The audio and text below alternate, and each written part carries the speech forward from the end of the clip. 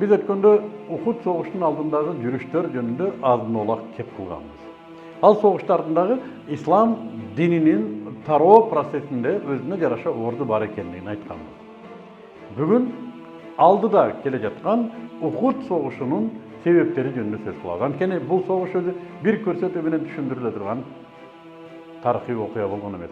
Бул өтө чоң мааниге ээ болгондуктан колдон келишинче алты деле биз тар убакытка ныктап көрсөткөнүбүзгө карабай, колдон келишинче кээ бир маселелерге ныктап токтогонго аракет кылабыз. Бул да болсо, бул согуштун чыгуу себептери. Бул көрсөтүүдө Ухуд согушунун себептери жөнүндө сөз кылабыз.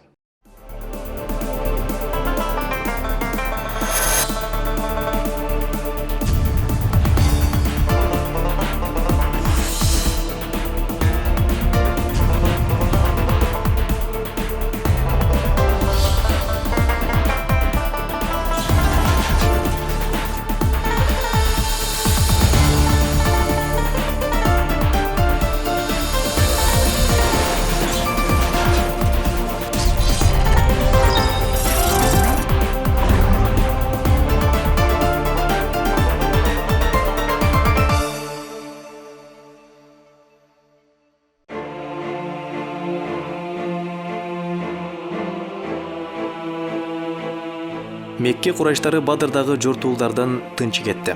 Алар мусулмандардан кегин алуу үчүн чоң жүрүшкө катуу камданып киришти. Алар адегенде эле мына ушул Бадыр согушунун себепкери болгон жана Абу Суфян мусулмандардан эптеп куткарып чыккан караванга, тагыраак айтканда, мусулмандардан кутулган жана Меккеге кирип келген караванга көз артышты. Тагыраак айтканда, мына ошол каравандын ээлерине жар салышты. Эй курайыштар, силерди Мухаммад эң сонун жигиттериңерди өлтүрдү. Мал мүлкүңөрдү тартып алды. Силердин ар намысыңарга тийди. Келе биз Мухаммадты бир жазалайлы деп жар салды. Жана меккеликтер буга макул болушту. Миңдеген төлөргө жүк болгон 50 000 дирхемден ашык мал мүлкүн Мухаммад саллаллаху алейхи салам тагыраак айтканда мусулмандарга каршы сарптоого макул болушту. Аллах субхану ва таала Мүлк сүрөсүндөгү 36-аят мына ушул себептен түшкөн. Тагыраак айтканда, ал аяттын мааниси ушунда: ыйман келтирбегендер акыйкатта өздөрүнүн малы мүлкүн адамдарды Аллах жолунан чыгарууга сарпташат. Жана ал сарптагандарын, жумшагандарын уланта беришет. Андан кийин алар кылган иштерине ичаатшат. Андан кийин алар утулушат.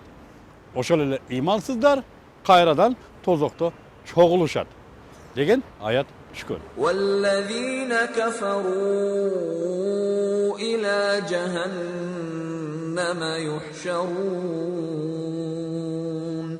لِيَمِيزَ اللَّهُ الْخَبِيثَ مِنَ Курайыштар ошондой эле бул жүрүшкө өнөктөш урууларында чакырып, алар бул жортуулга чоң кол менен кошулмай болушту. Ошентип бир жыл ичинде Мекке мушриктери мусулмандар менен согушууга толук даяр болду. Алардын карамагында Курайыш жананын союздаш урууларынан чогулган төлү 3000 жоокерлүү аскер чогулду. Жана ошол кездеги согуш стратегиясына ылайык 200 кавалерист, тагыраак айтканда атчан жоокер болду. Алар Мединага жеткенге чейин аттарын которгон жок дейт. Себеби аттар ошол Мединага чейин ушу өзүнүн чарчабаган акыбалында барыш үчүн. Жана ошондой эле алар жоокерлерди шыктандыруу үчүн аялдардан дагы өзүнчө бир топ кылып алышты. Жана жалпысынан армиянын үстүнөн Абу Суфян ибн Харб башчылык кылган болсо, кавалериянын үстүнөн Халид ибн Валид башчылык кылды. Жүрөктөрүндө мусулмандардын өч алуу өнүккөн акыбалда, ушундай күйүнүшкөн акыбалда Мекке мушриктери Мадинага карай жол баштады. Пайгамбарыбыз саллаллаху алейхи вассалам Меккеде болуп аткан ар бир иш жөнүндө кабардар эле. Бул жолу меккеликтердин Мадинага атайын аттанган чоң жортуулу жөнүндө кабарды Меккеде пайгамбарыбыздын амекисинин баласы Аббас ибн Абдул Мутталиб мусулмандыгын жашырып жашагандыгына карабай пайгамбарыбызга бул кабарды чабарман менен жөнөтөт. Чабарман Мадина менен Макканын аралыгы 500 километрге жакын, жөнөкөй өткөндө бир 15-20 күндүк жол. Ошого карабай чабарман бул жолду 3 күндө басып өтөт. Жана кабарды пайгамбар саллаллаху алейхи вассалам Куба мечитинде отурганда алып келет. жана бул кабарды пайгамбарыбызга Убай ибн Кааб окуп берет. Пайгамбарыбыз саллаллаху алейхи вассалам дару Мадинада сахабаларын кеңешке чогултат. Пайгамбарыбыз саллаллаху алейхи вассалам дубалдарды, тар көчөлөрдү жана үйлөрдүн тамдарын колдонуп, шаар ичинде согушууну сунуштайт. Бирок Бадыр согушуна катышпай калган мусулмандар, ey Аллахтын элчиси саллаллаху алейхи вассалам, биз алар менен беттешүүнү көптөн бери самап келгенбиз жана Аллах субханаху ва таала алар менен согушууну бизге насип этип отурса, биз коркок белек алар менен шаарда согушкандай, келе биз шаардын сыртында кененирээк жерде беттешели деп көгөрүп туруп алышат. Анын үстүнө пайгамбар саллаллаху алейхи вассаламдын амекиси Хамза ибн Абу Талиб дагы, ey Мухаммад саллаллаху алейхи вассалам, жаным колунда болгон затка ант, мен алар менен шаар четинде кенен майданда согушмайынча, алардан көксөөм канмайынча тамакка ооз тийбейм деп ант ичет да ал да көгөрүп туруп алат. Эки жүздүүлөрдүн башчысы Абдуллах ибн Убай бул чечимге макул болбойт. Пайгамбарыбыз саллаллаху алейхи вассалам сахабалардын пикирине моюн сунуп, душманды шаардын сыртында күтүүгө макул болот. Жума күнү асыр намазынан кийин пайгамбарыбыз саллаллаху алейхи вассаламдын селдесин уруп, соотун кийүүгө жардамдашуу үчүн Абу Бакыр менен Умар ибн Хаттаб анын бөлмөсүнө кирип кетишет. Ал эми бөлмөнүн сыртында турган сахабаларды Саад ибн Муаз менен Усайд ибн Худайрлар жемелеп башташат. Силер пайгамбарыбыз саллаллаху алейхи вассаламдын өз жайына койбой, аны шаар четинде согушууга аргасыз кылдыңыздар деп сахабаларды жемелеп башташат. Пайгамбарыбыз саллаллаху алейхи вассалам Абу Бакыр менен Умардын коштоосунда бөлмөсүнөн чыгат. Аны утурлап чыккан сахабалар, ey Аллахтын элчиси, биз сени шаар сыртында согушууга аргасыз кылып жатканыбыз туура эмес.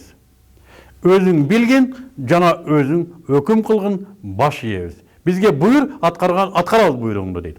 Ошондо пайгамбарыбыз саллаллаху алейхи вассалам Аллах өзүнүн душмандары менен маселесин чечмейинче, анын элчиси соотторун чечкени туура эмес.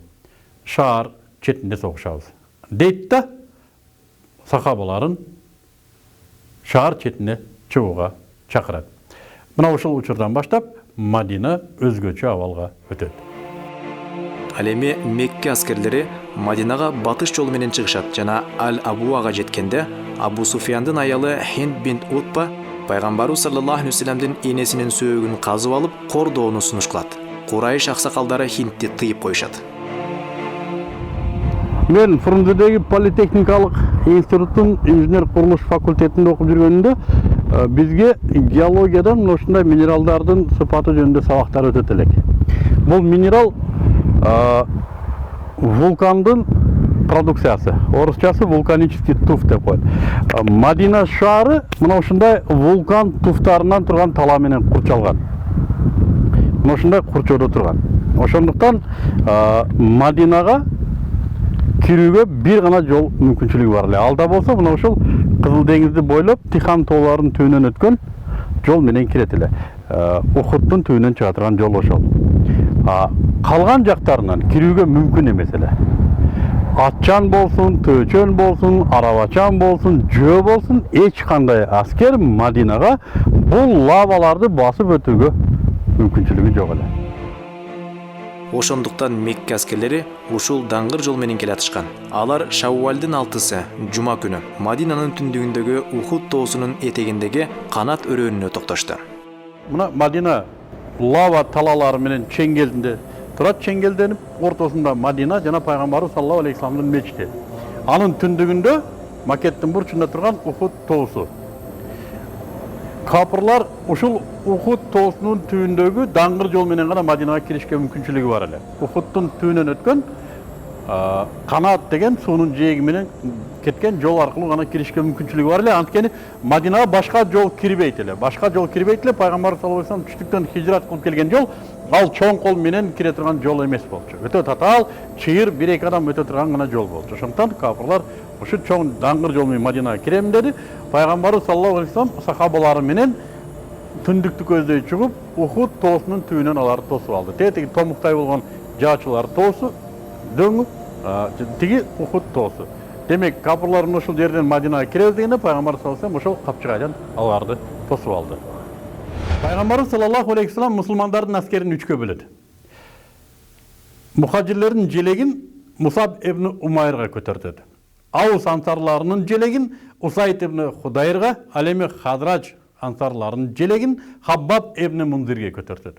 Ал эми Мадинага жетекчиликти Ibn Мактумга табыштайт.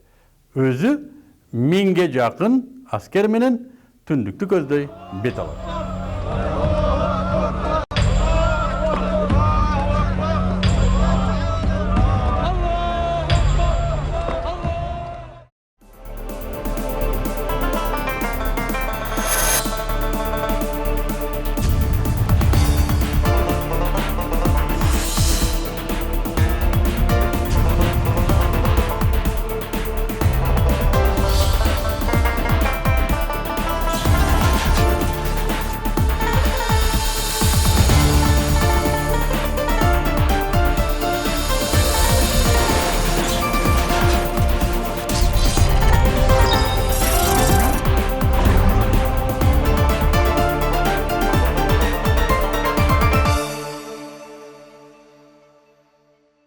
Ова, Ухуд соғышы мына ушундай себептерден улам башталды.